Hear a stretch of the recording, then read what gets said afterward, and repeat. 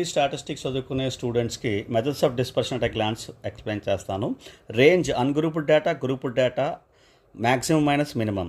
Quartile deviation QD, ungrouped data, grouped data Q3 minus Q1 divided by 2. Ungrouped డేటాకి n+1/4 observation Q1, Q3 3 × n+1/4 observation. Grouped data Q1 = L+n/4 - C1 divided by F1 into H. Q3 L+3n/4 - C3 divided by F3 into H. Mean deviation ungrouped data 1/n summation I = 1 to n modulus of xi minus a small n.